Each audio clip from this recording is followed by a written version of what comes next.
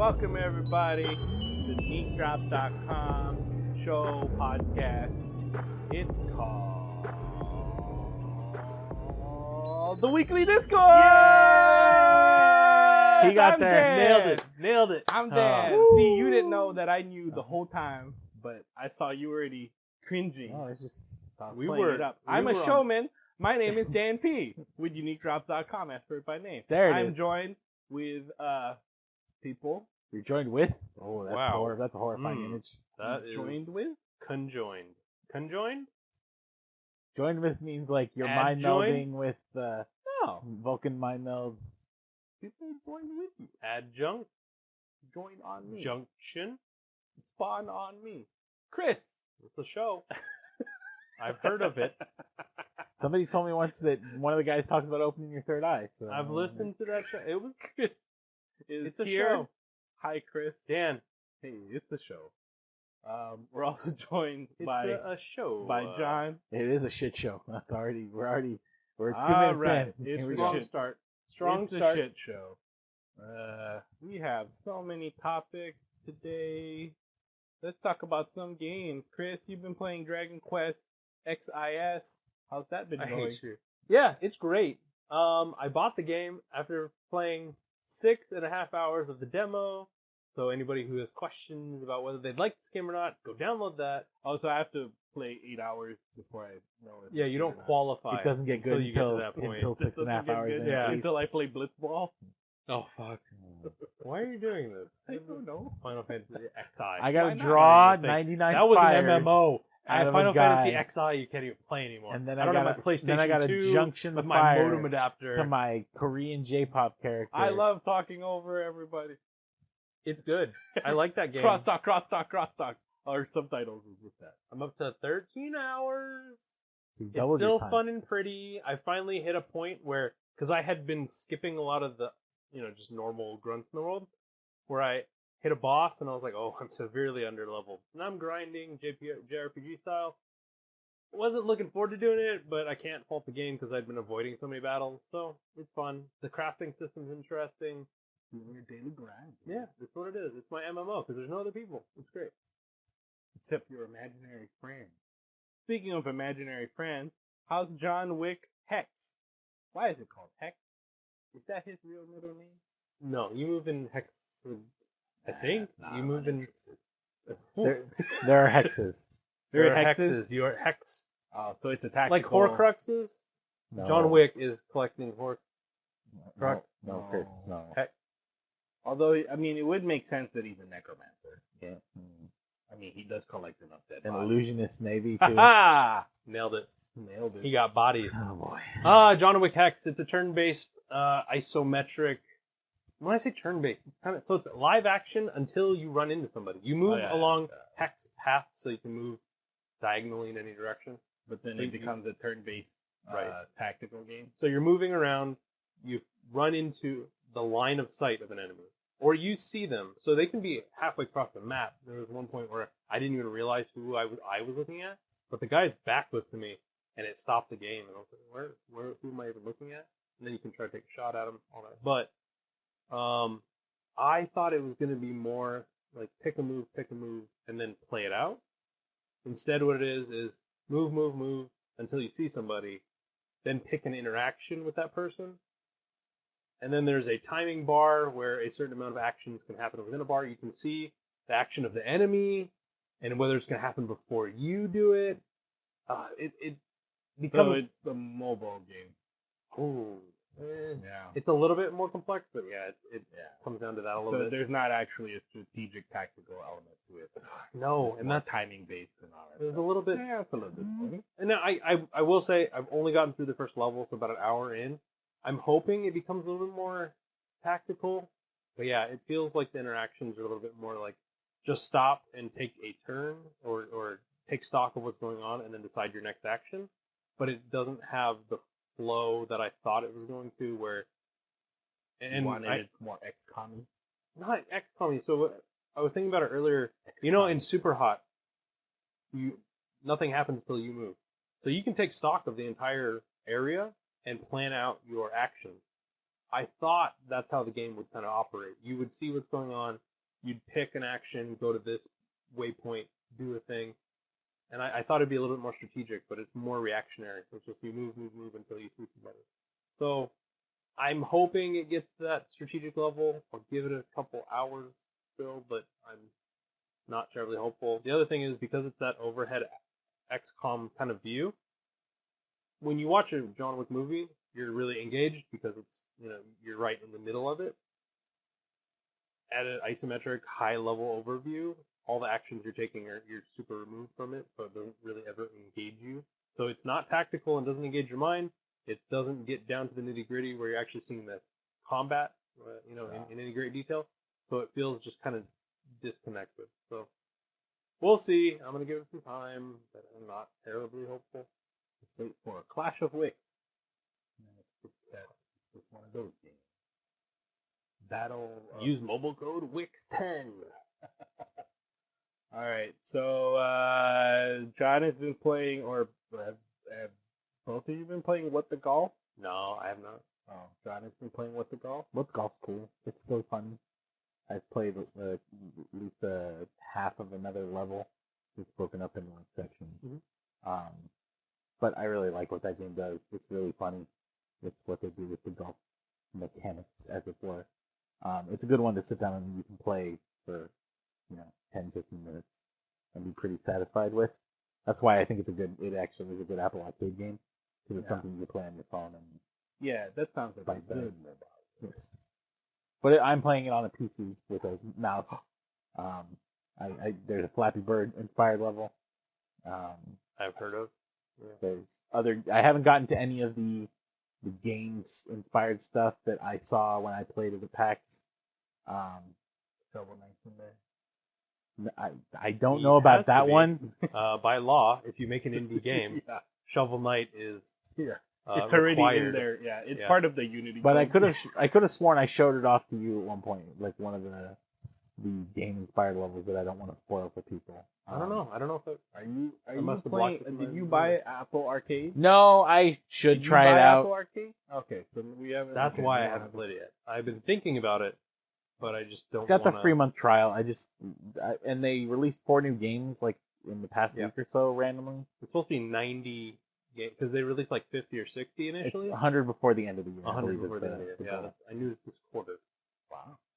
I don't know if my older iPad will be able to run anything on it. That's why I was kind of holding off. I wanted to test out the Bluetooth.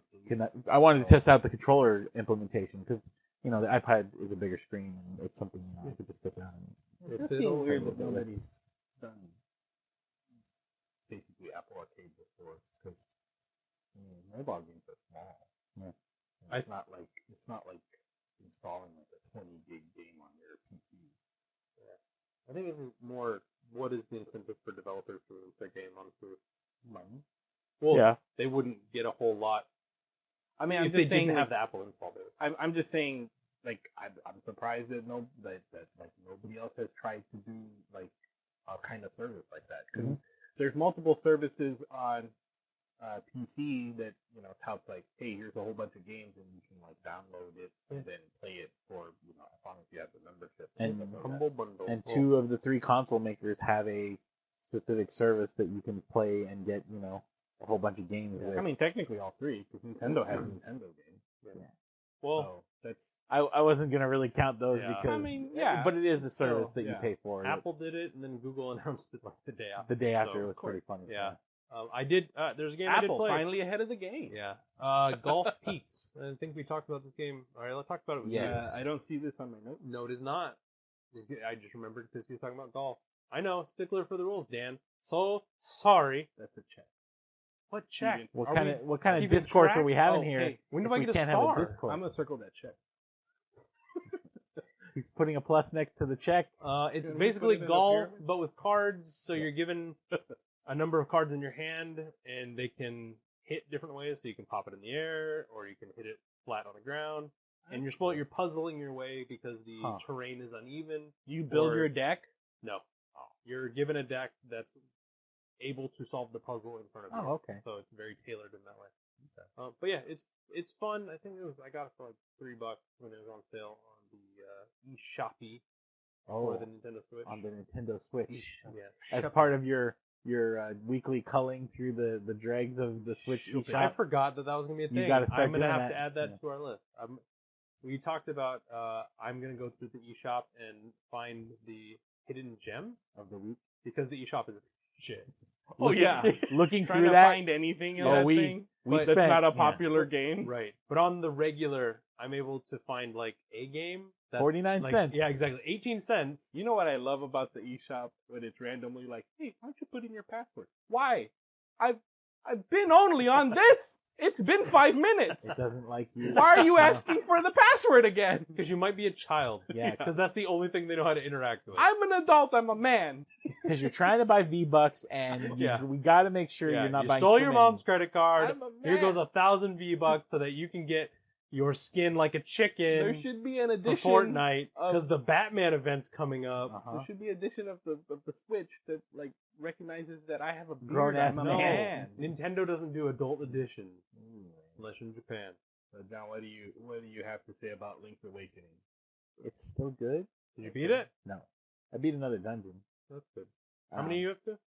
I just got the Pegasus boots. I think that's dungeon 3. Pegasus. Oh, I think Crystal's caught up to you then. Okay. Oh snap! I haven't actually so really been race. playing much of it because Dan and I have been playing another game that We he's- talked about it last week. we talked about it last week. But yeah, I've been playing Destiny. Destiny too. Way dose. too much. Why? Why does it have its claws in you as such? Because Are you playing the free version?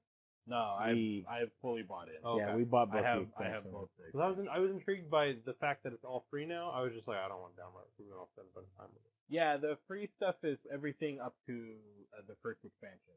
Mm. So it doesn't have first or second expansion. But it's So got- you're into those. But it's now. got the expansions that they kind of released for. I think they were part of season The passes seasons, before, Mhm.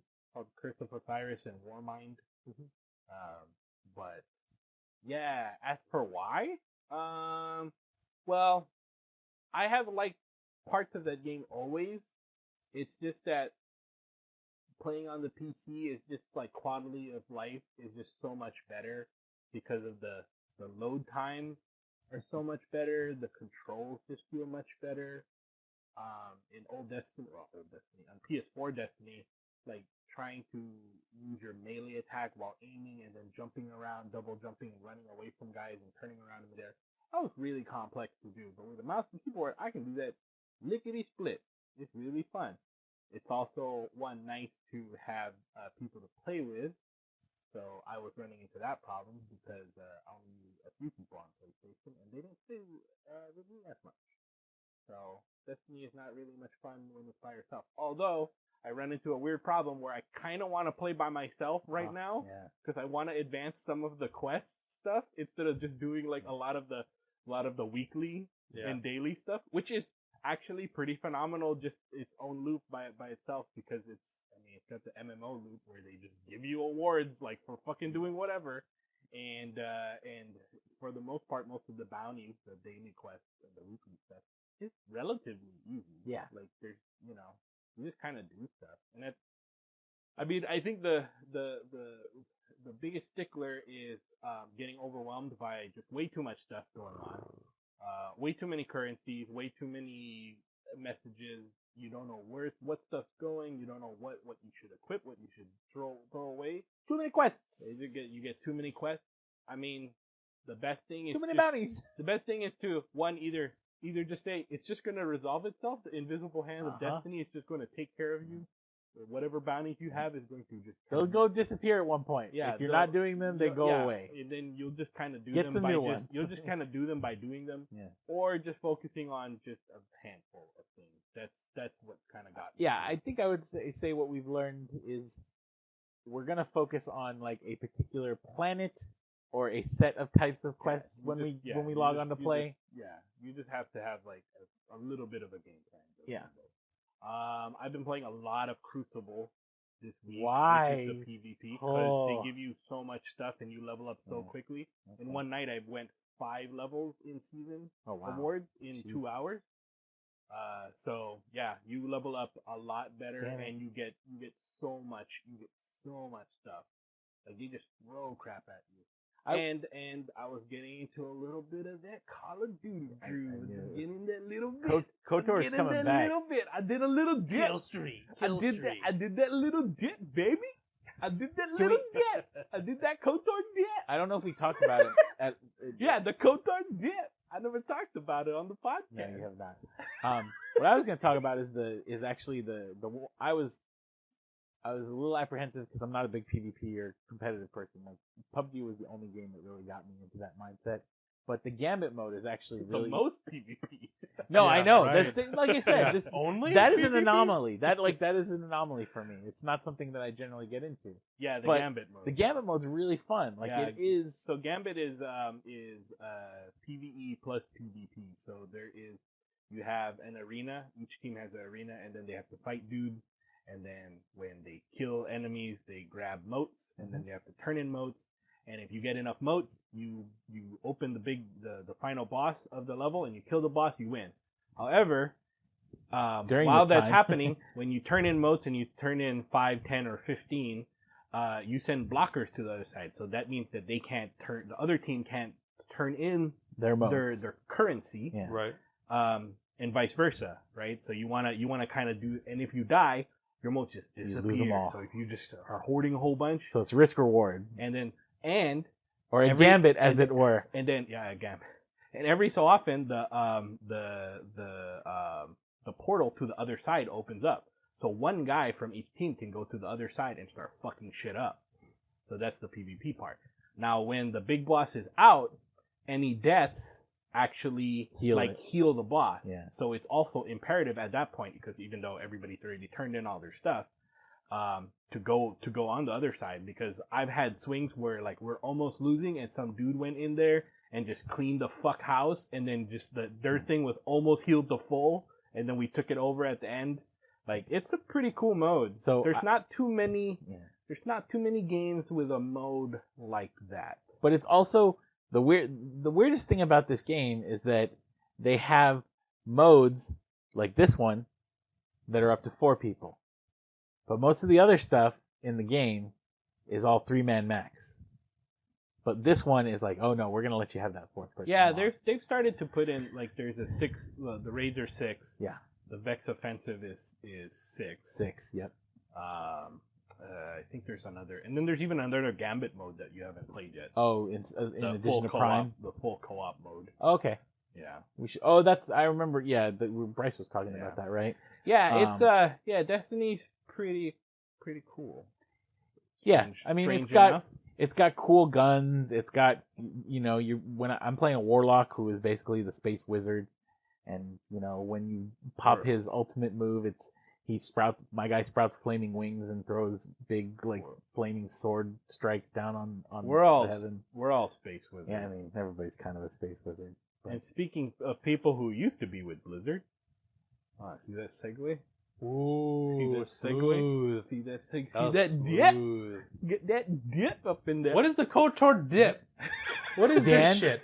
All right, for the public, let's explain the KOTOR dip to everyone. I meant to ask that question before you made your transition, because you did that for a good 10 seconds. This KOTOR goes back to 360 days. The KOTOR dip is not anything like completely like original, but it's basically like luring people into a trap by appearing weak. Oh, so I did that in Destiny like the other night. I was out in the open and like a whole team was coming after me, and I kind of ducked behind like a little thing and then like killed like 2 guys and then like fucking ran away, and I was like, KOTOR dip. Just dipped ya. And KOTOR is my username on Xbox. yes. So I used to do that in Modern Warfare a lot. Basically running away and then like running back into the fray. So once you're out of sight, you immediately turn around and go back on the offensive. Yeah. That's basically the thing. Because in Modern Warfare you couldn't aim while running. All I heard is Dan's a coward. Oh yeah. You're a I'm coward. total coward. Mm-hmm. Hey, I'm just getting those points. I'm cashing All those I gotta checks. say is Dan was a Turtle Beach using motherfucker on Call of Duty. And he never had Turtle Beach. Turtle Beach using motherfucker. Speaking cowards, so there you go. That was a good one. Are we in politics now? Is it politics time? So that was solid. So China's in the news. Oh yeah. I mean, they should be in the news. They're one of the they're largest economy now. Superpower. But yes, so the NBA and more relevant to us, and I think a bigger deal actually, Blizzard have gotten into some hubbub with some China stuff. Yeah, China stuff. Hong Kong specifically. Yeah, so briefly with the NBA stuff, the GM of the Houston Rockets, Daryl Morey, tweeted out his support for the Hong Kong protesters, and China got really upset, as China does, and threatened to pull everything. And the NBA kind of tried to cover their tracks and say, James Harden. Hey, what's up? And then James Harden was like, hey, what's up? Like, we don't really mean it. We love China. And one of the owners of the Nets, who is a Chinese businessman, who makes some new owner, right? They just sold, right? Yeah, they used to be Russian. Yeah, the Russian guy got out. Like, I think this guy's is he Alibaba? Is it Jack Ma? No, it's not him, but one of the other guys. I didn't know. I forgot. He's one of the big like Chinese. He's the Chinese Bezos. One of the big Chinese companies. That's Jack Ma. Yeah, he's like one of the richest people in the world. Big proponent of 60-hour work weeks. Oh, okay. But yeah, anyway, a lot of people were, hey, he doesn't speak for us and blah, blah, blah. Like, we wouldn't endanger ourselves to our Chinese business. And China didn't care. China don't care. They canceled two preseason games. Mm-hmm. I know it didn't help because Adam Silver in Tokyo then went on to say free speech is a thing and we're not going to curtail people's speech just because China doesn't like it. And speaking of curtailing people's free speech, so Blizzard for you mean 10 cents Blizzard? 10-cent Activision Blizzard. Or 10 cents everybody. Yeah.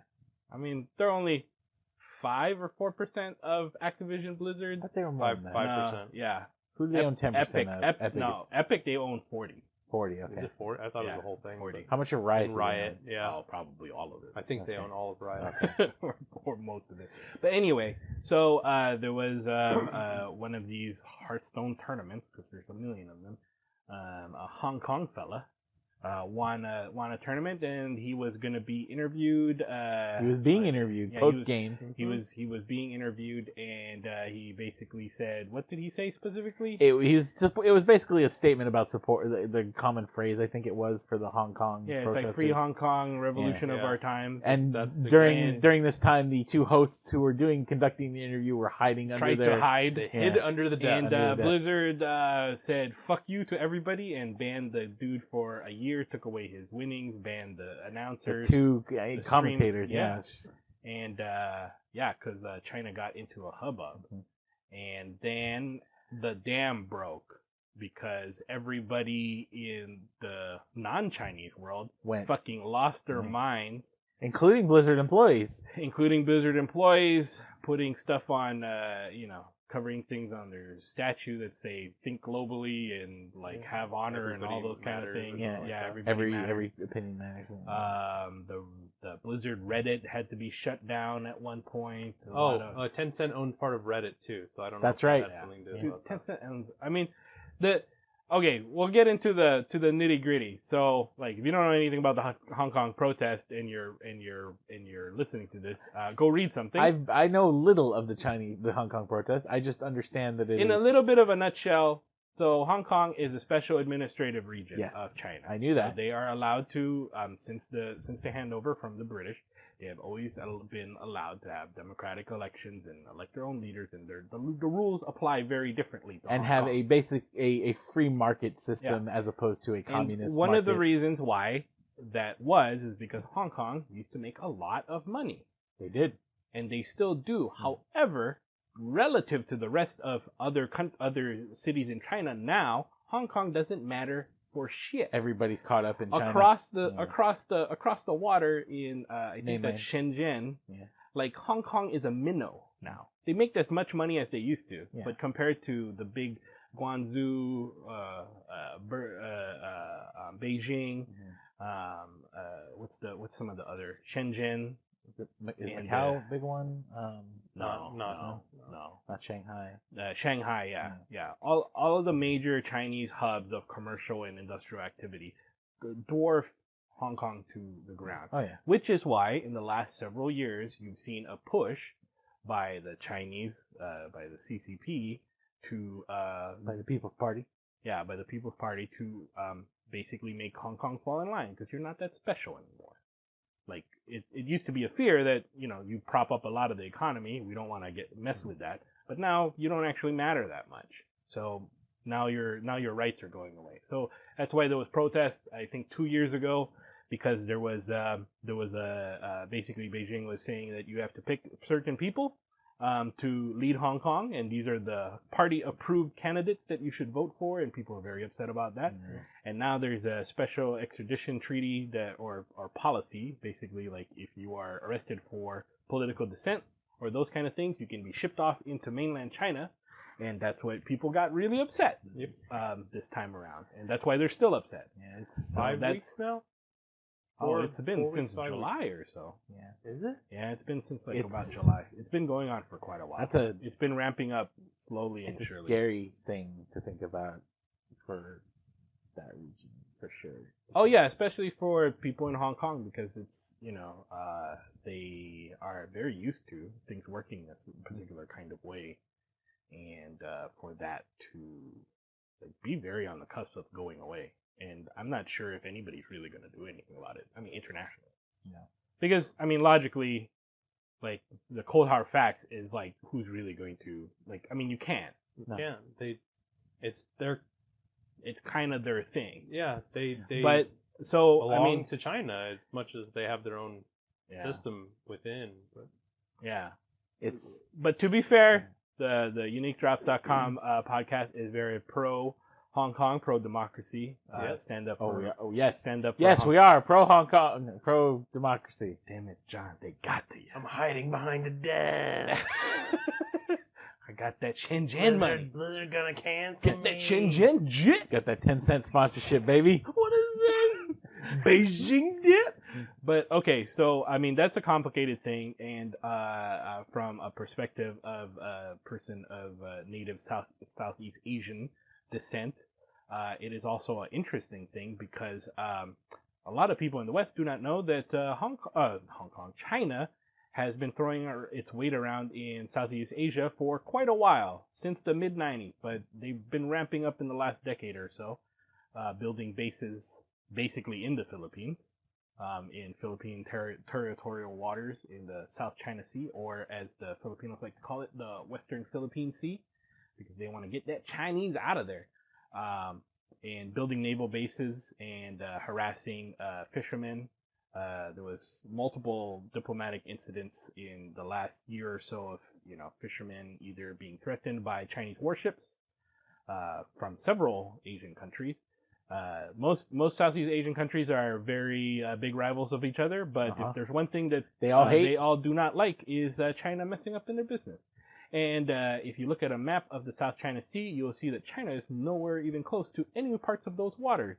But China is claiming sovereignty over that entire sea, up into including almost to the shores of every one of those Southeast Asian. Is it called the South China Sea? It is called the South China Sea, at least on most maps and stuff. They say that their claim goes back from the Ming Dynasty, which is ridiculous. I don't know, man. They got the documents. They pull it out. It's a different fucking country. It's been different. They got rid of. Which three kingdom are we talking about here? Is this Lubu? Is it Cao Cao? No, it is not Wei or Tang, or I forgot what the ones are. Dude, I don't know what I'll take them are. But the thing that's ridiculous is that, I mean, y'all kicked out the imperial family a long time ago, so you guys can't like be like resting on their laurels. Anyway, Chairman Mao would say it belongs to everyone. So just to give like a perspective of the region, that's kind of the thing. Like Hong Kong is a man, if they can't stand up to China, because Westerners actually care about Hong Kong, yeah, a little bit. Not so much about Taiwan, but they're not going to care about. I mean, certain Westerners care about. America has some vested interest in Taiwan. That is actually one thing that President Trump is actually pretty consistent about, supporting Taiwan. Probably he doesn't understand why. That's but what I was just thinking. but I He's mean, got a hotel there, but so it like matters. Westerners care more about the idea of Hong Kong than like Yeah, it's always, Vietnam like- or Thailand or the sovereignty rights of the Philippines or Malaysia. Like Hong Kong has some connection to the West, being a former British colony. Blah blah blah. it's blah, one of the more interesting things I remember learning early on about history, like about that being British colonialism. about Hong Kong being that weird thing that it was, like that it was Yeah. for that whole time, and then knowing about the 100-year lease thing, and then the fact that after that it was supposed to, like you said, it was supposed to be preserved as a Well, yeah, that was the agreement. Yeah, that was because the the agreement. British were kind of like, maybe we should stick around because we don't know what the Chinese fellows are yeah. gonna do. We're worried that this is going to Um, turn into another cog in the communist machine. If we Yeah, really just which go is right kind of back to- funny because the British saying that tells you that history is weird and complex and has a windy road. Because the British were pretty awful. They need the Falklands, Dan. They're Yeah. for strategic purposes. The British are a lot better than they used to be. And that's not, that's not saying any of the other injustices that China is doing with the Uyghurs, the Muslims in the West, and stuff like that, with concentration camps and reports of organ harvesting and stuff. Also, not really sure how much of that is Western Sensationalism. sensationalism. But yeah, we do know that they have come down pretty hard on that kind of stuff. And Tiananmen Square is still a memory that I remember. 30 years Of ago at now? least, That was 89, yeah, right? Yeah, several thousand people got shot and mowed down by tanks. And all the, Like actually died. one of the more Like, iconic images is the student in front of the tank. And, yeah, Tank Man. um, So with all of this, behind it, Blizzard's decision is one disappointing, and also a fact of some cold hard capitalism, I suppose, because it's hard for it's funny with Americans us thinking about that, right? Like anything involvement with China has some kind of dirty feel with it, right? So it's just like, I'm talking about China as a government entity, not Chinese people. But like with the Epic Store stuff, they're owned 40% by Tencent, which is a Chinese company. the most popular game in the world and is then, owned by a Chinese company. Yeah, and then the connections between private companies and the Chinese government are very, very, very, very strong. And who knows how much of that is a crossover thing? Because you can't really do much in China as a business unless you are somewhat part of the Communist You have Party. to be government sponsored to Yeah. carry out business there. But as Americans, we also know, if you read any kind of history, that we have a lot of very dirty dealings and supporting very, very corrupt and terrible people. And Speaking of that corrupt and terrible person, and Yeah. you were talking about Muslims earlier. Let's letting the Kurds once again Oh, languish out in the desert. Oh my god. We hang them out to dry yet again. We fucked them over in the 70s when we told them to rise up against Iraq, and the 90s, and then the Shah and the Iranians and the Iraqis both fucked them up, because that's one thing they did agree on. Yep. And in the 90s when we said when again, the hey, help Desert us out, right? We're like, hey, we took over Kuwait. You guys should probably rise up and get under Saddam. And then they're like, yeah, let's do it. And then we were like, oh yeah, we fucked off. And this time, somewhere between 10 to 11,000 Kurds died fighting ISIS, the Islamic State. And we're kind of leaving them out to dry against their mortal enemies, the Turkish government. So that's a whole nother thing. Yeah. Who knows? That's another country that has descended into something that it did not used to be in a very short period of time.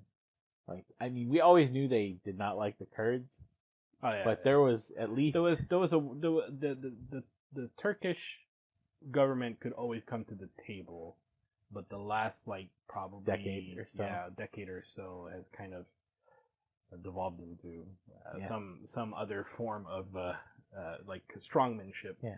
Which is kind of, unfortunately, the way of the world right now. The strongman is back. Everything is a cycle.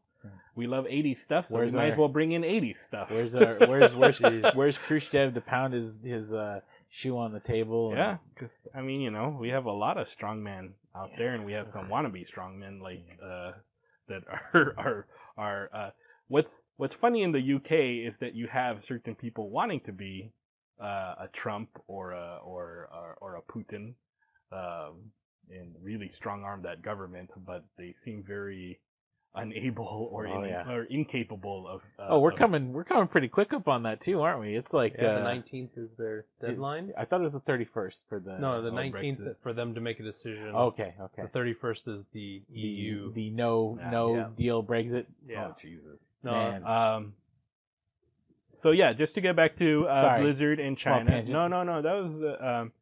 It's all kind of related in kind of like perception and those kind of things. It's one thing. It's hard for Americans sometimes to like be like, hey, you shouldn't do that kind of stuff because we do a lot of dirty shit all over the world, right? I'm also a native to a country that the United States pulled some real dirty shit in. Look, for a long Dan. time. Mistakes were made. Look, John, you don't have to speak for the government. I have to speak for the white man. You are a private citizen. You don't have to speak for I apologize on the behalf of all white people and it's not, for everything. And also to further that, it's not just a white person thing. Yeah. It's an American thing because we had a dude in government who was a black guy, who was a liberal black guy. We did? And we caused a lot of war and mayhem under him. I mean, most of George W.'s highest up advisors were black, Condi and Colin Powell. So it's not a white thing necessarily on this level. Yes. We're talking about a macro state level. So it's an American thing. The entity of America. It's a superpower kind of thing. America as a faux imperialistic state has managed to make life difficult. Yes, the whole Regardless. when you learn in what's the college class that deals with geopolitics?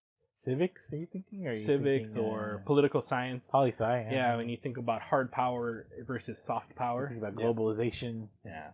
So I mean, so in a nutshell, I don't want to condemn the Chinese people or even say that like anything involving with China is bad, because at some point everybody's got dirt on them.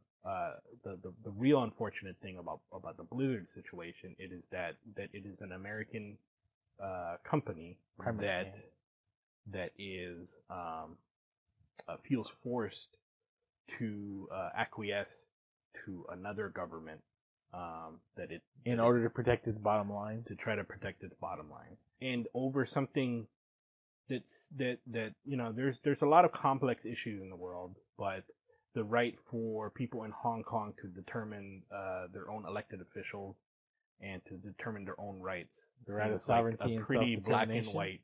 Seems like a pretty black and white issue. And the fact that those people are protesting and getting fucked up by a fascist communist, which is a funny word.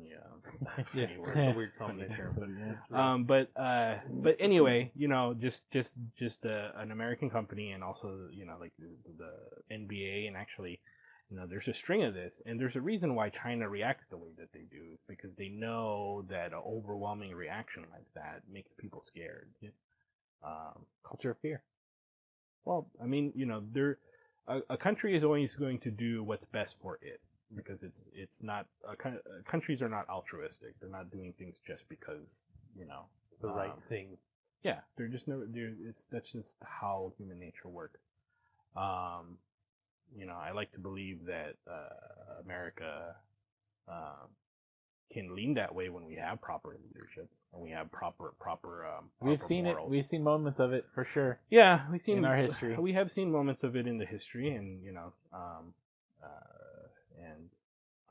we're just in the sequence. We're in the other end of the spectrum right now, which is and it's also in times like this is also a place where having the leadership we have in the United States is also very disappointing, because a strong leader and a leader who has morals and values could lead a way for us to pressure China to, like, hey, we've seen it happen. Fucking calm down, right?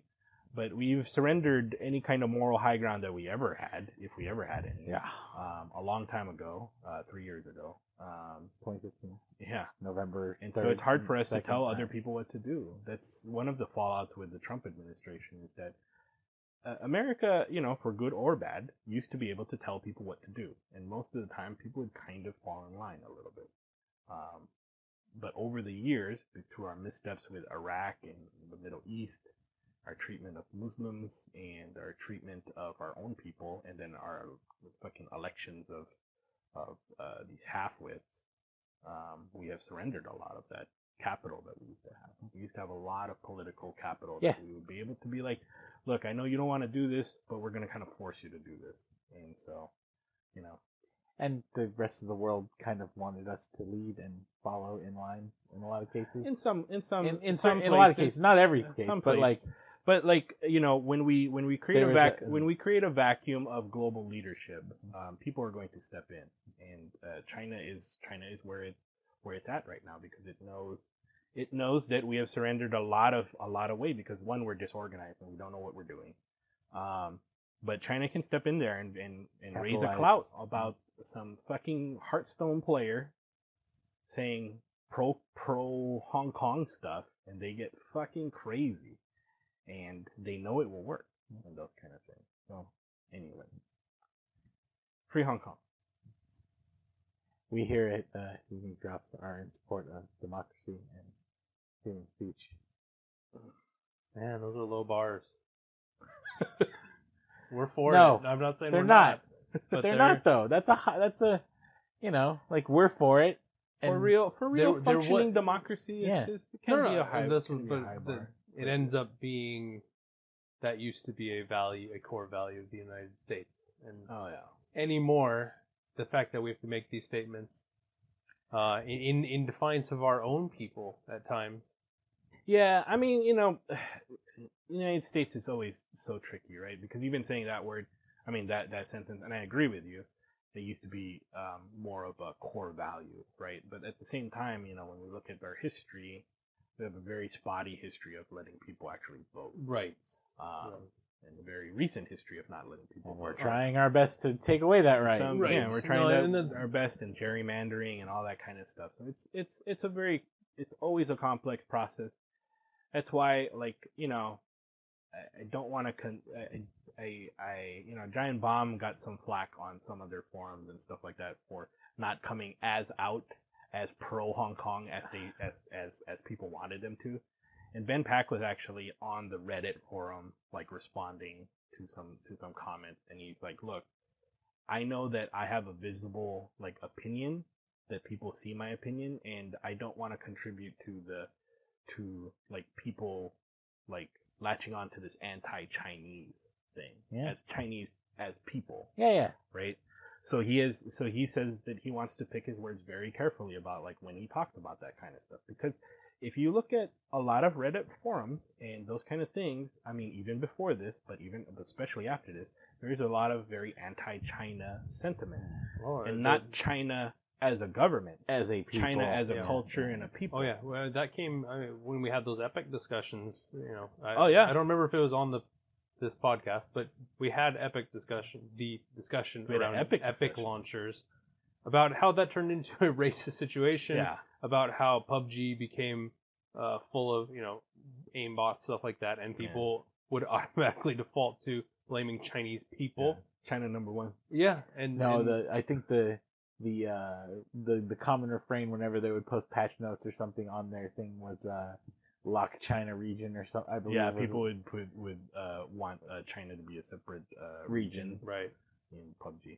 But yes, that's what his his nuanced take. Because I mean, to be fair, when I first listened to that Bombcast, I was like, man, they're not really as out and out about this. And hearing Ben Pack talk about it, it's a little bit more nuanced, and I kind of understand it, stuff like that. But I mean, you know, we're authoritarian governments are very bad.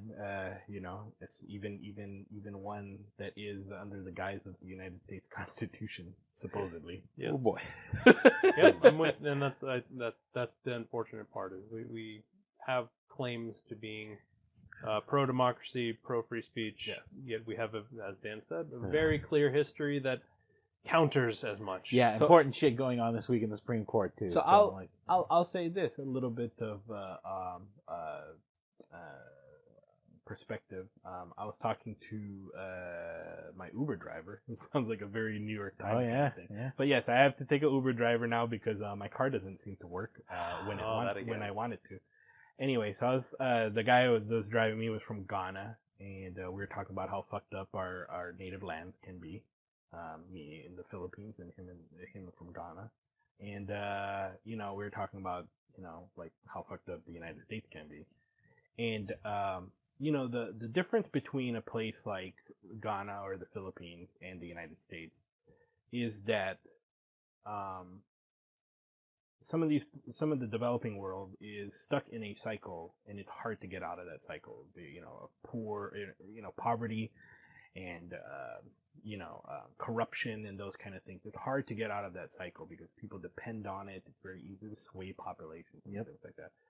The thing in the United States that is our problem is that we can do a lot of things. We can do many things. We can do all the things, actually. We can do anything. We can do anything we want to do. Our problem is that we consistently, going to Chris's point, is that we consistently lower the bar for ourselves. We never think, we have no imagination, and we never think outside of just very small-ish, patriotic, self-patriotic, fake patriotic kind of things. We're not trying to improve our society. Which is, we could make our healthcare system better overnight. We could do that with a stroke of a pen. But everybody worries about people taking advantage of it, or what's it actually going to cost, or is it going to be too much, or why should I have to pay for somebody else's things? It's like it's a society, dipshit.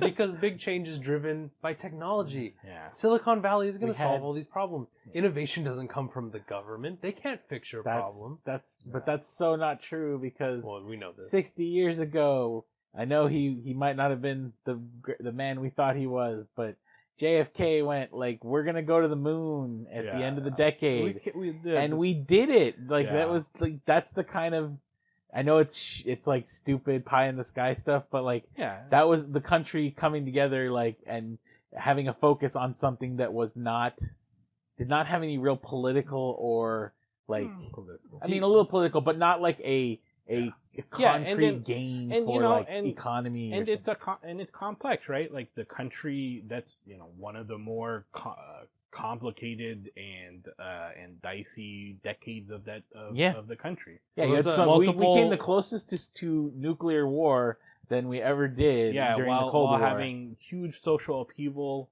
Mm-hmm. And class and race upheaval, and multiple civil leaders getting killed.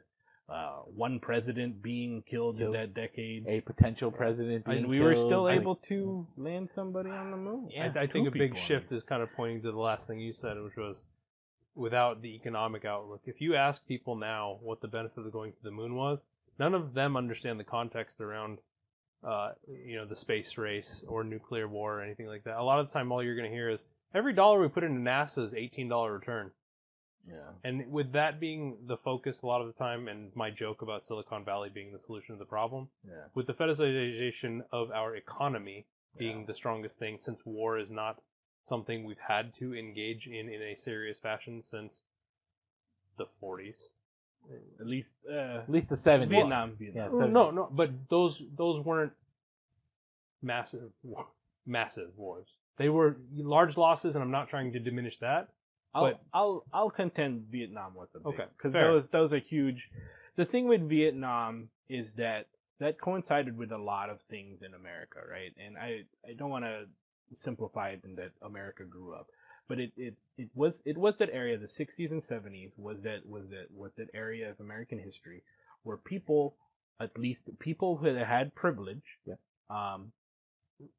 started to really question the government in a very serious way. Not in the I pay too many taxes, or what's those rich cats in Washington actually doing for us? And that's not to say there's ever been things before, but in the modern history of the United States, the Vietnam War was one of those things that really like messed up a lot of that social goodwill that the government used to have with its people. I think so that was also the last time we had a draft, correct? Yeah. Yep. That kind of is to my point. Yeah, but recently, like, yes. the wars are divorced from Yes. a real, like, it affects Yes. most Americans. The general populace. And so our force in the world no longer relies on, even though we're capable of, and we are geared for, physical altercation within the world.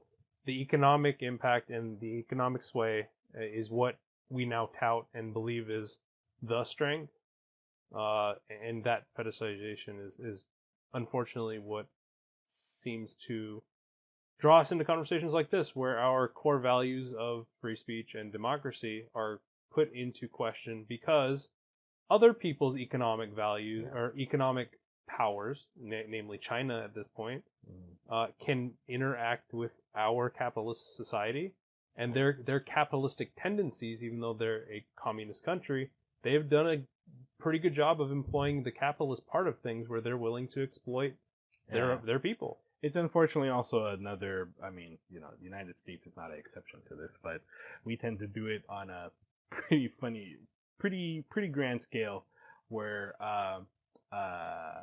we like it when we do it, right? Yeah, exploitation, exactly. Capitalism, we're all for it. Fucking make that money. But when another country turns the tables and uses the same rules against us, hypocrisy, fear, right, those kind of things to really change that dynamic, like, we get fucking really worried. Remember when Japan was supposed to take over the entirety of America? Oh yeah, the Japanese fear in the 80s, and then Blade Runner, the Red Scare, or what was it? I forget what it was called. I forgot what there was a term. Yeah, there was a term for it, but yeah, unfortunately, Japan, they started taking out too many loans. Yeah. And their economy burst and kind of stagnated for like almost 2 decades. It's kind of weird when you only have 4 corporations in your company. Yeah, I think so. Or 4 corporations in your country that kind of do everything. Yeah, up until even, I don't know about currently, but I know a couple of years ago they still had negative interest rates. You ever hear the Zaibatsus? Yeah, you're right. Yeah. Their economy has never quite recovered. It's still solid, which is why investment in Japan is still big. I think it's solid. It's just never, like, man, growing up in the 80s, it was just like, that's why all those cyberpunk shit in the 80s had all Japanese stuff. As somebody who just watched Blade Runner recently, that's why all that stuff had Japanese stuff on it, because we just assumed we're all going to be, taken over by that Japan. culture was going to take over, and Nissan started building factories in the Midwest, and it was just like, holy Gung Ho came out, and I was like, Gung Ho came out, Mr. Baseball. Yeah. That's 90s. Oh yeah, you're right. Early 90s. I consider the first 2 years of the 90s to still be the 80s. First 2 years of any decade are still a carryover. 90, 91, that's still the 80s. Same thing with the 70s. Like when the 80s came up, people were still dancing disco in the early 80s. So anyway, all right. So, in short, Blizzard is making some kind of stand.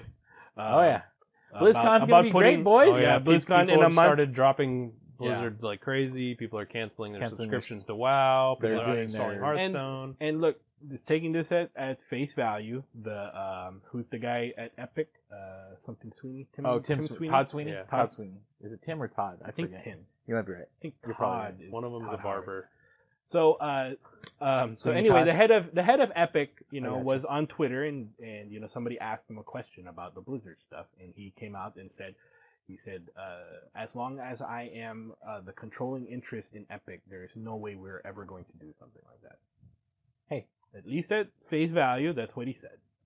He gets bought out tomorrow for $40 billion and China runs Epic, but right? then it's not. I know that's then it's not on him. Exactly. It's not on him. But he said he specifically said, as the founder and the controlling stakeholder of Epic, that we are never going to ban somebody for the Logan Roy of Epic for free speech. You're not gonna get control of my company. That's why I prefaced, taking it at face value what he actually said. Which is more than a lot of people actually have said. Yeah. Nope. And this is a deep topic that there's many more. We can keep going, but why don't we get going. I'm sure this is not going to be the last time we talk about Blizzard in China. All right, big news of the week. Well, it would have been probably the biggest news if the China stuff didn't blow up. But Red Dead 2 is coming on the PC, which is still baffling to me that you're so excited about that, Chris. I love that game. I really, really got into Red Dead 2. Arthur Morgan is one of the best characters I've ever played as in a video game. The settings were gorgeous and enthralling to be part of, and engaging and immersive. It did all the things that they said they were going for. Yes, the controls are garbage. The shooting sucks. But I liked being in that world. I like cowboys. Yeah. Yeah, Hey, I don't Dan, have what anything happens- against What cowboys. happens at the end of Red Dead 2? I don't know. Maybe I'll find out on the PC. Oh, will Because you? that's how I beat GTA 5 Is it- on I- the PC. see it? I never actually. I hate GTA, but No, I never. I played, but I never beat I thought GTA 5. you Nope. finished that on my I've console. I've Okay. never finished. I GTA 5. love Red Dead 2. That story is so good.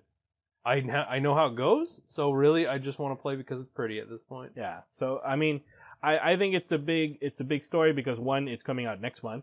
Yeah. Without any kind of On the Rockstar On the launcher Rockstar or launch. the Epic Store. or the Epic But not Store. Steam until Steam December. until December. One month delay. Yeah. 1 month delay. But without any real build up other than people Yeah. wanted and rumored about it. So they never announced it No. months ago. They So just- it's a 1 month drop. And also Red Dead 1 is nowhere to be seen on No. PC. So Quick- That's okay. interesting. Quick tangent on launchers. Something Yeah. I should bring up. I got an invite to the GOG Galaxy 2 beta, Mm. the new version of that. I am interested. Is that the all launcher? Yes. So it Yeah, is. oh. It is. So I got into it and I set it up. They don't have. launcher. All launcher. So it's. I've only done a little bit of digging and testing on it, Hashtag. but it does have a bunch of different. It only has 2 official integrations, which is their service and And? Xbox Live right now. But they have a bunch of community integrations that are popular, which is everything else. So it does everything from it has Origin, it has Epic, it has Steam, it has Uplay, it has PlayStation Network. But other people configured this stuff? It listed as a community implementation, Weird. but I don't know what that specifically means. Right. None of the Friends stuff is in there yet, but it does do all Don't of the need it. tracking based on like playtime and everything. So it'll track all your stats for how long you played on every platform. It'll show like what games you played the most and on which platforms. That's interesting. It breaks out your library by platform, and everything is in there integrated, so you can like launch everything directly. Can from I that connect to launcher. the eShop? Because I want to know how long I've been playing I have Nintendo not seen games. Nintendo in that yet. Okay, so. community, get on that. But it's a nice interface. Yeah. And it was a really easy process to go through and like link all the accounts to it. Cool, so, cool. And then it pulled all the installations into it really easily, like what I had installed. GOG Galaxy? GOG Galaxy 2.0. What a is dumb the- name, but cool. All launcher. Let's go. They should say When keep they integrate calling the- it good old games. If they can integrate the friend stuff into what it, GOG used to be called. then I think it will be something. What was the app that you could get your Yahoo chat and your AIM chat all in the same? Yeah, those are a couple of messenger Yeah. things. I forgot. It's basically that's what John's going for right now. Just bring back ICQ, baby. Nope, I was an AIM person. That was it. I did not get deeper into it. ICQ. Go into chat rooms. Okay. So, what is negative latency Stadia? Oh God. What is the negative latency? So Stadia is Oh, going to yeah, have okay. latency, Okay, I know what it is. Yeah, okay. right? We know this because it's done. You connect your controller to the latency in Wi-Fi the- with in your the PC TV through the behind Wi-Fi. me. Right. So they're going to use predictive AI to guess what your next move is going to be. It's like you're not even playing. Mm. Yeah, yeah, that does seem stupid. That seems like not a thing that actually happens. Well, I It guess seems like blast good talk. processing Good for talk. 2019. so. I guess some fighting games do some predictive stuff, and I do know, I do know like you know, even just FPSs, even back in the day, like Quake 2 and stuff like that.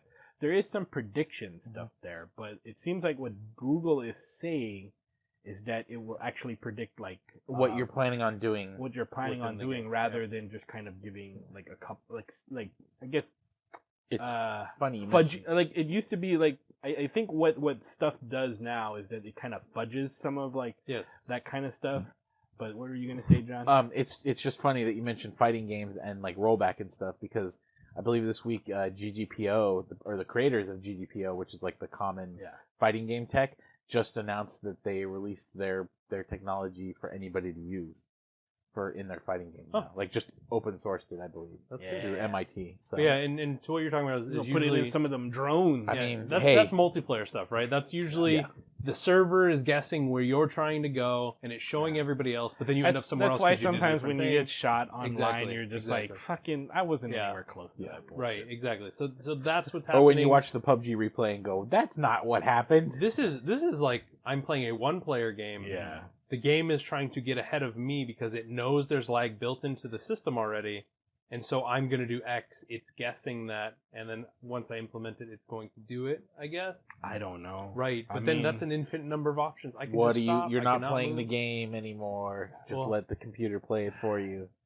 Are we playing any game? I'm just gonna say this. Are we a game? That service is going to be on fire when it launches because they are promising 4K 60 for everybody who plays That's it, impossible. and that's not going to be possible. No. And then people are going to call and bitch and complain to Red Google. Dead Because 2 they're only going to 4K release it for 60. like 4 people. Here I come, Because baby. there's only 4 people that have enough connection. They're going to release it. It's going to be released. All those founders are going to get their consoles. No, John said everybody, I'm on 2.4 gigahertz Wi-Fi, and I'm getting 4K 60 to my PC, baby. Yep. Red Dead 2, here I come. No, it's not releasing on PC to start. Don't forget. Yeah. You have to buy the Chromecast. Yeah. No, it's Forgot not even about phone first. You have to buy that Chromecast That's the with the founders. controller. That's all you'll be able to play on founders. at Fuck launch. off. Fucking everything. You got to spend Fuck. $120, Yeah. and then when you get Never mind. 1080p, Never mind. Yeah, John, right. 1080p 30, and you call Google and you complain to Google and say what the fuck is going on, and then Google's gonna look back at you and go, you need to talk to your ISP guys. Yeah. Fuck everything. And then you're gonna look at them and go, motherfucker, you talk to Comcast because I talk to them all the time, and they say they're giving me gigabit speeds. It's, I don't want to say it like as a cop out to the discussion about Stadia, but I am curious to see what happens. So should I order a Google Because I Stadia am at no, launch edition don't just for fun? if don't you want, fucking fund but it. I don't want to. No, but don't no. support I don't that. want to fund it. That's If the thing. you don't want it, don't do it. No. Don't even do Just it wait on for a it to lark. come to your browser. You can use your There's- Xbox controller. there's so it's much free stuff 99 going except on. for the game. Free Yeah, 99. Free. It's free. Free 99. Except for the game. Chris, is that your hot new? You never heard of that? I've heard that. I'm just joking. Oh. And then I'm being the old white guy. in the saddest news of this week, Doom Eternal got pushed back to March. the fucking black hole of video 2020. games where all the other video March games are being 20th? coming out March 20th. Last Animal Crossing also Day. known as Spring 2020 Apocalypse. Yeah, Gamepocalypse. the Gamepocalypse. Last week of the fiscal year for a lot of companies. I didn't know that. Yeah. Until they mention it on the Bombcast. Yeah, usually the spring is. the end of March Yeah. is the we got to dump this now, otherwise it's not going to count on this fiscal I year. mean, hey, you know what? If they need more time to work on it rather than crunch on it, Yes. sure. Yes. But also, but it is also it's a sad. funny less than a month away or right around a month away from launch. That's Like, unfortunate. Usually when that's that, all. I mean, I would think that's usually when. you want- Unfortunate. I mean, I'm pretty sure there's probably just some major touch-up that they need to do. One, and I heard when you heard Jeff talking about it at E3, like how excited he was for that. Yeah. Like I was like, oh, that's going to be a good one this year. then. I wonder. I mean, I would think that at this point that they're in the optimization kind of polish stage. So whatever that is probably isn't meeting their standard, especially since this is their first big game after Fallout 76, right? This is also supposed to be a Stadia launch game too, guys. Speaking of Stadia, this is one of the ones they were talking about, touting at launch. Stadia is not getting this. Second At launch. Second launch. Oh, okay. The launch window, we'll call it. We didn't talk about it last week. Let's talk really briefly about MLB Showdown 2001. Chris. No, as long as we talk about China, I want to talk about this. Yeah. I said let's talk about Forever. No, just it. kidding. Forever. MLB Showdown 2001 is the Yeah. edition that we played specifically. It was also 2002 and 2003. This was in 2002 when the Wizards of the Coast stores were closing. Yeah. Because we Shout were outs to our friend Lou, who used to work at a Wizards of the Coast store. Yeah. I don't. Where do you? We went into the Wizards of the Coast store, and because they were blowing everything out, Yeah, we bought MLB Showdown. Yeah, then I went on. I bought 2 boxes. Then I went on eBay and then I bought some more stuff on eBay. Oh, back in that day. Yeah. Okay. So MLB Showdown is a card game that you play with MLB players, Major League Baseball players of the time. In a nutshell, the sequence is you have a pitcher, you have a batter. I believe the pitcher rolls the pitch on a D20, and if his roll plus his control, right? So the pitcher would have a stat for control. It'd be like +1 to 4. His to hit roll. If his to hit roll is higher than the batter's on base number, which is a number from 1 to 20. His AC, yeah. If it's higher, then the pitcher gets advantage, and then so he has a little hit chart from 1 to 20 of like what it is, and it's usually advantageous to the pitcher. High strikeout pitchers would have a big range of strikeout numbers, and only at the very, very top, like 17 to 20 would actually be hits. And some pitchers, if they got advantage, they wouldn't even allow like a home run. However, if the batter got advantage, then you would use his batting chart, which is more advantageous to the batter. And if it was a big home run hitter, his home run stat would be, like 17 to 20, which is a pretty good range. And all of this was on the cards itself. Yes, it's all on the cards. Which is actually a really ingenious game design idea. I really think it's actually one of the best card games I played. And then there's complicated rules of like base running and sacrifice hitting. Now was there basic rules and advanced rules for this game? Yeah. Okay. So there was advanced rules where speed gets into account, so you can figure out how double plays work. If you had a real speedster, he could break up a double play, or he could tag up from third or from second and move over. If it was a fly ball.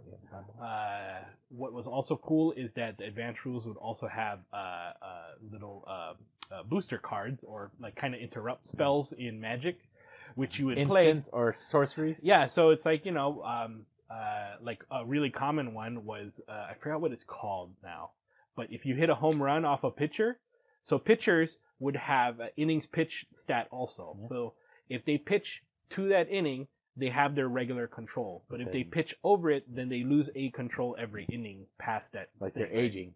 So some pitchers could only go 6 or 7 and things like that. And then the numbers were pretty good. They always adjust. Like there were some pitchers that were real power hitter pitchers, but they could only last maybe 6 innings. CC Sabathia. Yeah, he would have one control, but if he got advantage, all of his stats were so fucking good. But he only had one control, so you had to roll high all the time, and he could only pitch up to 6 innings. He was a risky pitcher. But there was a really cool booster card. I forgot what they're called. I'm going to call them booster cards. But if you hit a home run as a batter, if you played that card, if you had that card in your hand, you played that immediately after the home run, the pitcher would lose 1 inning pitched on the thing. So it was pretty cool, because if you had a bunch of those, you could fucking knock that pitcher out of the fourth inning. There was also a salary cap thing in advanced rules, because certain players are worth more, so you would kind of like deck build and stuff. So it was a really cool this game. in common? It wasn't just Wizards though, wasn't it? In combination with actually that I don't know. God, I could have sworn. I don't remember. They also made the NFL Showdown, which was not good. We bought that. Yeah, we bought that one. So we bought that MLB Showdown. Played that a bunch. I bought 2 boxes. I bought one. Both of them were All-Star. I had the 2001 Seattle All-Star game. We hosted the All-Star game. So many I bought Seattle the box, players. and it had all the All-Stars in it. And so we made Mark McLemore was I still have so good. one still in the package. I have to find it. I have it at home. I wish I had an Ichiro But card. then we bought the NFL version, and it had a swiping mechanic. Yeah, so the NFL thing would have it came with a little plastic card reader thing. And so it would be like offense first. So if your offense, you had an offense cards, right? And you would pick a person to play, the e-reader. and then e-read it. Yeah. And then the defense would have an e-reader thing, and then it would calculate what would happen if you gained so many yards, if you got first down or whatever. And then depending on your players, also, I think you scanned in the card and then scanned in the player that was like the impact player of that play. Yeah. The bad thing is that we could never get the e-reader to work. So it was all the time. Yeah. So it would just be like, okay, I'm gonna play a run. Meet. Oh, okay, yeah, okay. So we got that in. Okay, scanning your running back. Okay, I've got fucking Emmitt Smith. I forget. It's 2001. Yeah, and then it's like Adrian Peterson. Meep. meep, meep. Come on. Meep. Beep. Okay, cool. The defense goes. Okay, Chris, put your defense. I'm gonna go maybe a 3-4. No, beep, it was so. beep, I don't know if we beep, finished and then the it's game. just like. I don't want. Yeah. Yeah, I think we both finished a couple drives, but I don't think we finished a game. Yeah. It was so bad. Yeah. Then we just got back to MLB Showdown, but Because that's good. I don't know why we started thinking about it. We were thinking about card games. I think Humble Bundle had a card designer. they had a card designer program, and then a friend of the podcast, Bryce, was talking about making a card game, and then that got us talking on old card games that we used to play. And MLB Showdown was always a really fun game because I liked planning out a pitching rotation so that you could play an actual series. And if you use the pitcher on so many days rest, you'd be like, okay, I want to use him because he's got good stats, but he's gonna suffer. I know he's not our favorite on Giant Bomb, but Rory's been talking about this old Decipher Star Wars card game. Which I have very fond memories of. Yeah, I still have those are cool several cards. of my cards. They looked really good. Yeah, the game was very interesting because it was. People still play that. I know it was site based because you put down like actual locations, and they were dark side and light side versions of them. Yeah, the dark side you could overwrite the person's location with your location. It was a really interesting game that I don't think my brain was quite ready for at the time. Yeah, I think it's that or another Star Wars game that people still play, and then they make actual new cards for. That's the Decipher game he was talking about. Yeah, but I was reading an article a couple of years ago about that, and it's fun reading about like defunct games that people are still trying to keep alive. Yeah. Did we bring back it on the MLB Showdown? list? Did we talk about the big news this week? About the big surprise, the bomb that dropped? What? Sony announced a new console. PS5. I guess you spoiled the lead there, Dan. Oh, sorry. What's the name of it, Dan? PS5. What?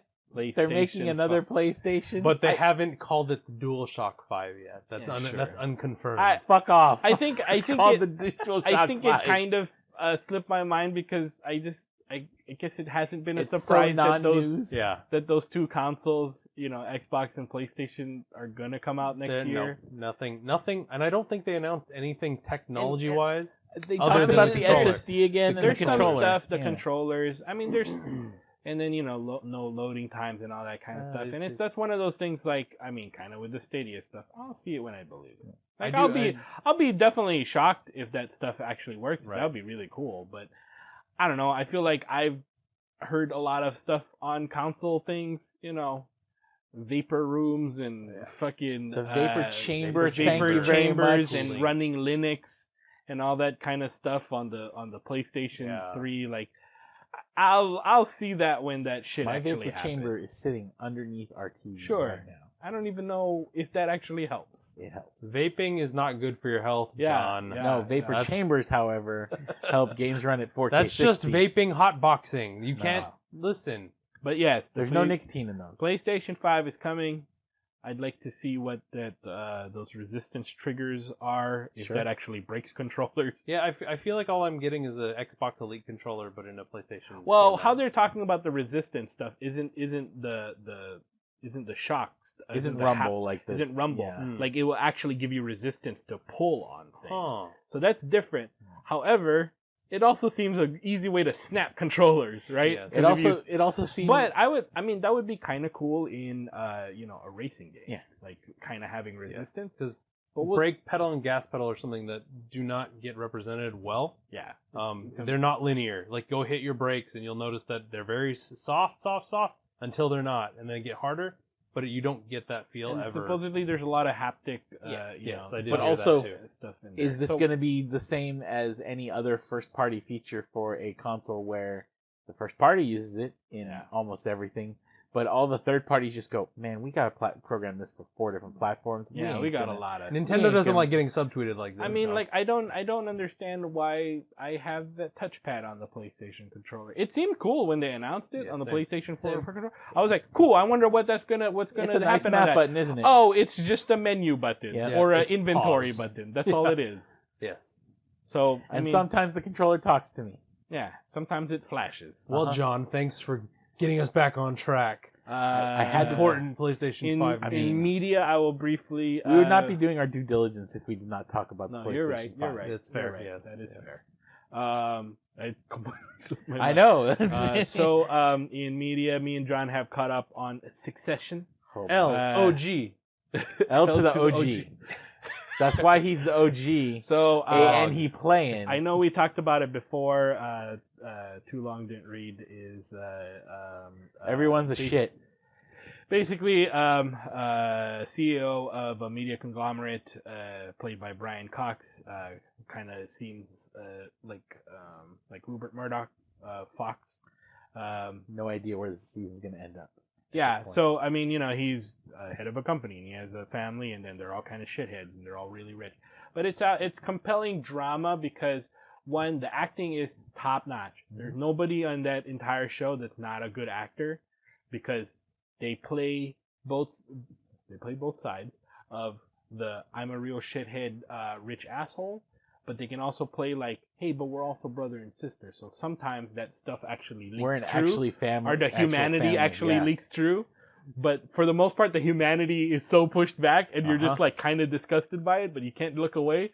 But every so often, there's like a little human moment. You're like, wow, if you guys were just acted like that, maybe 50% of the time, 60-40, you would be so much better. But that's the point, right? Yeah, but that's the point. And it's also compelling drama in the like who's gonna wear the crown, basically. And it's one of the cringiest shows I've ever watched. It's a cringy show next to The Office, like early seasons especially of that show. There's phenomenal actors in it, and this weekend is the final episode of season 2, and I'm really unsure of what's actually gonna happen.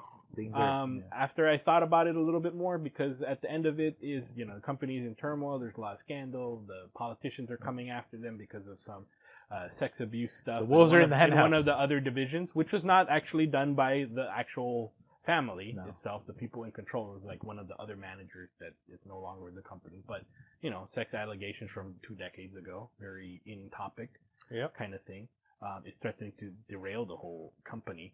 And the last words of episode 9 was Brian Cox playing Logan Roy, the family patriarch, saying, it's time for a blood sacrifice, meaning somebody is going to be the sacrificial lamb. Now, there's a couple of people who are obvious choices, but there's also a couple people that, maybe. Good cliffhanger. It also has a good Culkin in it. So, yeah. It's always good to have a Culkin in there somewhere. Kieran Culkin is relishing his... Always gotta have a Culkin? He is relishing his time where he can get to play this kind of character. Get that Culkin, But... But it also has an actor who I really liked and was very likable in a movie that Dan and I watched. Yeah, a British movie called Death at a Funeral. Death at a Funeral. Frank Oz directed, which they remade with the all African American cast. Yeah, which wasn't a bad adaptation, but you missed the Britishness of it. Although Peter Dinklage was in both movies playing the same character. In both movies playing the same character. in the all black version, American version, and then in the all British version, he was the same character. They couldn't find a black little person who could play the role as well. Why switch something good? Yeah, he's actually really good in that movie. Other than that, Michael B. Jordan is hawking. Let me talk to Michael B. Jordan real quick. Okay. All right, listen. Listen. Whoa, yes. Chris. I love Michael B. Jordan. I'm I'm Is this your king? That's the. I don't. $90 T-shirt, Michael B. Jordan. Power corrupts. So. What if you said well-known weeb Michael B. Jordan has said, done a collaboration with Coach the brand to release a Naruto collection, as opposed to Coach the TV show? And I love it because I own probably 15% of Uniqlo's anime collabs. Yeah, those are $15 T-shirts. Michael B. Jordan wants $90 for a T-shirt so I can have Naruto on it, and I can't. I'm not here for this. Chris. $1,500 for a coat, Chris. No one man can have all that power. $300 for a bag. Yeah. Michael B. Jordan. It's a Coach bag. Chris, I want to go Coach. there with you. I want to go weeb hard in the fanciest of threads. I cannot afford. Super hard. He is. I cannot afford Chris, this. you budget anime. No, the reason why it's $90. Classy anime. The reason why it's $90 is because it's not for you to afford. It's class warfare. If you can't afford it, you shouldn't be saving for it. If you ask how much it is, that's just not for you. You can't afford it. Yeah, that's just not for you. If you can't look at a $90 T-shirt with a fucking just a print on it, that's it. Looks like a screen print. You could go out and buy that screen print yourself and that T-shirt. And then I want him to look in the mirror and say, "Is this your king?" Yeah, and he's like, "Damn right." Yeah. Yeah, now I'm gonna sex. Yeah, some you know ladies. what he does? He looks at his 6-pack of I'm gonna sex some ladies, and goes, "Yep." And then you'll be like, "Yeah, but Creed 2 wasn't as good as 1." Oh, still got paid. Yeah, get the bag money. And I still liked it. I ain't mad at you. Liked it. I just want to weave with you. And I bought a lot of Star Wars figures. And that's it for the weekly discourse. UniqueDrops.com asks for it by name. I am your host, Dan P. I am joined, as always, with my two compatriots, John. Hi, hello. I'm here to talk about video games. No, you're saying goodbye now. What? We're in the goodbye section. Oh God, we didn't start this good. Yeah, this is a good start. This is more normal for starting. Well, this is like Rashomon, man. It's backwards. No, that's a wrong reference. Rashomon is different perspectives. It's Memento. Yeah. Have I told you? Can I mention Sammy Jenkins? No, this is Pulp Fiction. We're starting in the middle, in the beginning, in medias res, Chris. In the middle of. Let's get Deus Ex Machina out here to just blow it all up. That is what's happening currently. It is Chris. Thanks, Dan. Is the other host. Thanks. What's up? What's up? It's closing. Goodbye. Goodbye, Dan. Hello, goodbye. It's been wonderful. Anyway, goodbye, hello. It's been a good podcast. Aloha means hello and goodbye. I'm glad that you all have been here for the podcast. Don't remake Lilo and Stitch in real life. Wow, slow motion train. Wait, is that happening? The rumors. Oh, but I thought, what was next on the agenda after Lion King? I would be okay with a Lilo and Stitch live action version. Mulan is in That's right. I would be okay. Speaking of controversial ones, I would be okay with a Lilo and Stitch live action make if they actually got people who could speak for real Hawaiian Pidgin English, because that has never really been in a movie except for North Shore. So Dan wants to be in a Disney movie, is what you're hearing. No, right now. you don't want my accent. No, my accent is like a guy doing a very good impression. Hey, brah. Yeah. No, my accent is a very good impression of a Hawaiian guy doing a Pidgin Aloha, accent. Brah. Aloha. But don't do that. What is this? Who are you? Could I have some huevos rancheros? What is going on? What is up with this shaka bra? Yeah, what's this shaka bra? Do you live in a volcano? Are you saying George Clooney did not play a very convincing Hawaiian person in The Descendants? He played a convincing Hawaiian person in the sense that Emma he Stone could did? that he could be Hawaiian and have Hawaiian blood in him, because a lot of people with Hawaiian blood in Hawaii actually look very European, because I don't know if you know this, but Europeans will fuck anybody. Oh yeah, and they definitely like fucking I'm looking at Hawaiian royalty. I'm looking at my notes. That checks out. Yeah. Right. Where's the lie? But so there's a lot of European-looking people with a lot of Hawaiian blood in. But that guy wouldn't have a Pidgin accent, and he did it because they were rich and he could go to a nice school and all those kind of things. But he got to wear the Aloha shirts. Yeah. No, I totally and tried running in flip flops. I've seen a lot of those guys, and that's even like my brother's in-laws are very Portuguese, but they've been in Hawaii for probably 250 years. So they have deep roots and a lot of royal bloodline. Got it. So Emma Stone is also a good representation. No, the problem with Emma Stone is because they said that she's Asian.